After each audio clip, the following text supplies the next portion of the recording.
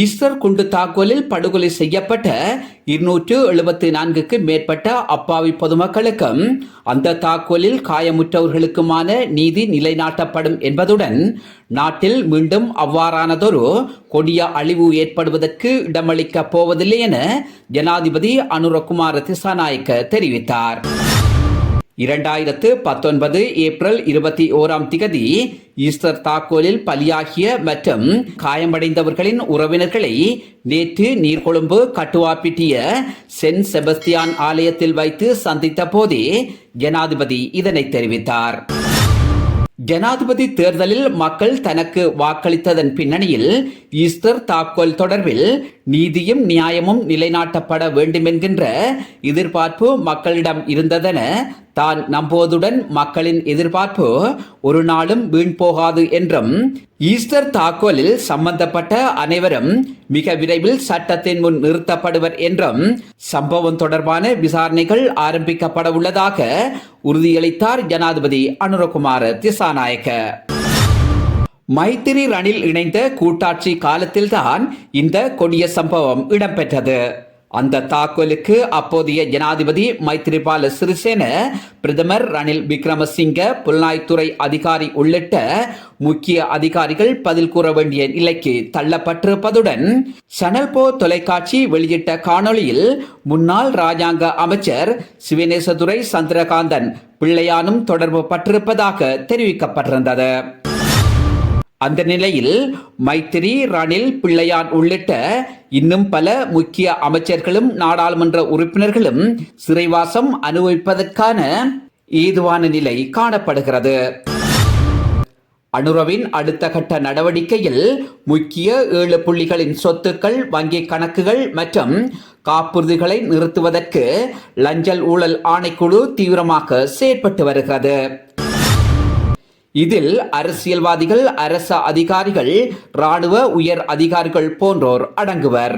இவர்கள் மாதாந்தம் பெறும் சம்பளத்தை விட பல 100 மடங்கு சொத்துக்கள் சேகரித்துள்ளார்கள் என்கின்ற குற்றச்சாட்டின் அடிப்படையில் லஞ்ச ஊழல் ஆணைக்குழுவினால் விசாரணைகள் முன்னெடுக்கப்பட்டு வரும் நிலையில் இவர்களால் சேகரிக்கப்பட்ட சொத்துக்களுக்கு கணக்கு சமர்ப்பிக்க முடியாத திண்டாட்ட நிலைக்கு உள்ளாக்கப்பட்டிருக்கிறார்கள். இந்த சம்பவத்துடன் தொடர்பு பட்டவர்களாக முன்னாள் அமைச்சர் ஒருவரும் அவரது வாகன சாரதியும் பலமாக சிக்கியுள்ளார்கள்.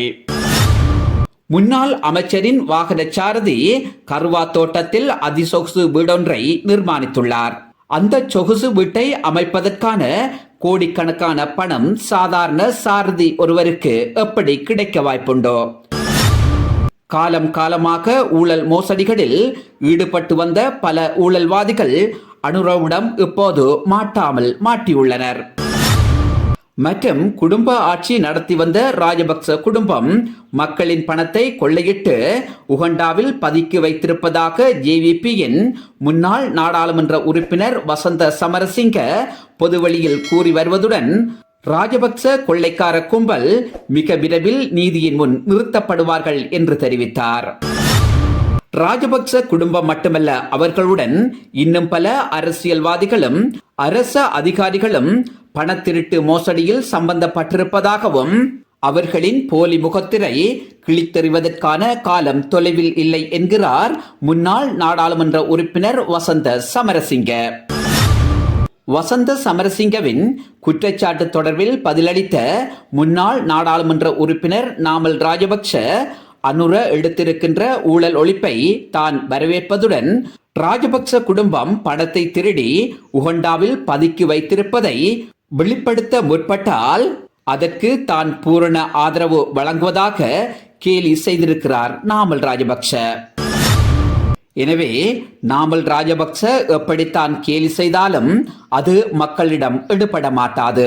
காரணம், ராஜபக்ச குடும்பமே திருடர்கள் என்பது மக்கள் நன்கறிவார்கள். அதே நேரம் ராஜபக்ச குடும்பத்தை சேர்ந்த மஹிந்த ராஜபக்ச அரசியலில் இருந்து ஒதுங்கப் போவதாக அறிவித்திருக்கிறார். தனது வயது முதிர்ச்சியினால் ஓய்வெடுக்க வேண்டி உள்ளதால் அரசியலில் இருந்து தான் விலகுவதாக கூறுகிறார். காரணம் அதுவல்ல, இனி ராஜபக்ச குடும்பத்தினரால் அரசியலில் தலை நிமிர்த்த முடியாது. தேர்தலில் மஹிந்த ராஜபக்ச போட்டியிட்டாலும் அவர் வெல்லப்போவது கிடையாது என்பது அவருக்கு நன்கு தெரியும்.